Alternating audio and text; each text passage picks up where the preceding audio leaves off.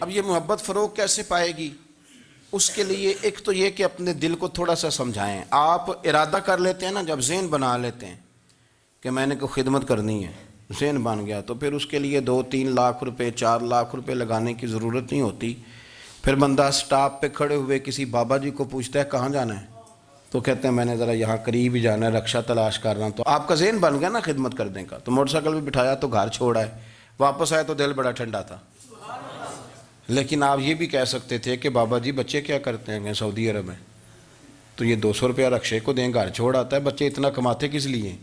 دونوں باتوں میں فرق ہے. آپ اللہ کی رضا جب اپنا لیتے ہیں تو پھر کوئی کہانی جنم نہیں لیتی. لیکن جب یہ رنگ نہیں ہوتا، پھر کہانیاں ہیں، پھر داستانیں ہیں، پھر بڑی بڑی باتیں، پھر بڑے بڑے لمبے لوگوں کے پاس پلاننگ ہے. اس طرح نہ کریں. اور ایک تو یہ کہ خود اپنے دل میں اچھی سوچیں رکھیں.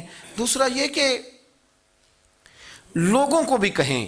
جب آپ کے سامنے لوگ بات کر رہے ہوتے ہیں نا، میرے سامنے ایک صاحب نے کہا کہ وہ ہمارے جو محلے کی مسجد ہے نا، اس کا خزانچی مولوی صاحب کے ساتھ مل کے 40 لاکھ روپیہ کھا گیا. میں نے اسے کہا یار بڑی پکی فگر یاد ہے تجھے، پورے 40 لاکھ ہی کھا گیا اور طے ہے. تو میں نے کہا کوئی اس کی دلیل؟ کہنے لگا جی وہ بڑے پیسے کھائے ہیں، سب کو پتہ ہے. میں نے کہا سب کو پتہ ہونا کام نہیں، اس پر باقاعدہ شرعی گواہ ہونے چاہیے. کہہ دیتے ہیں نا ہم. میں نے اسے کہا کہ چلو چھوڑو ساری باتیں، تم نے کتنے دیے تھے؟ کہنے لگا میں نے تو کوئی نہیں دیا.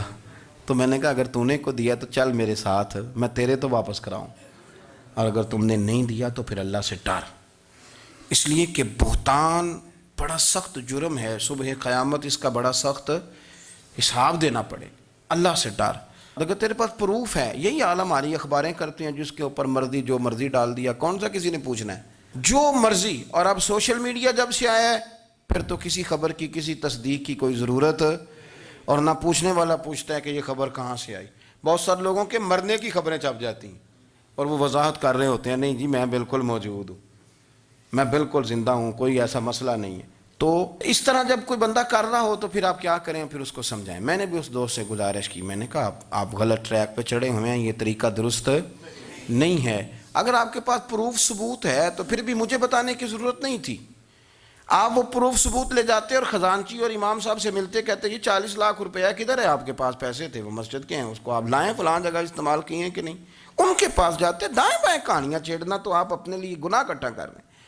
نبی پاک صلی اللہ علیہ وسلم کی حدیث سن لیں اور اس کو ہمیشہ یاد رکھنا ہے. آپ حضور نے فرمایا اگر تو نے کسی شخص کی ایسی جگہ توہین کی جہاں اس کی عزت بنی ہوئی تھی، تو نے کسی کو ایسی جگہ رسوا کر دیا جہاں اس کی عزت، کسی نے آپ کے سامنے آ کے کسی آدمی کی تعریف کی تو نہیں تمہیں نہیں پتا، میں بتاتا ہوں. حضور فرمانے لگے اگر تم نے کسی شخص کی ایسی جگہ توہین کی جہاں اس کی عزت بنی ہوئی تھی تو رب بھی تمہیں اس جگہ رسوا کرے گا جہاں تمہاری عزت بنی ہوئی ہو. اللہ کی رضا کے لیے ایک تو خود پیار کریں، دوسرا لوگوں کو بھی سمجھائیں، قائل کریں کہ یار یہ انداز درست نہیں ہے، تجھے تحقیق نہیں پوری بات کی، تو تحقیق کر. دعا کرتا ہوں اللہ میرے ملک کو، میرے وطن کو، امت مسلمہ کو محبت، پیار اور خلوص کی توفیق عطا فرما.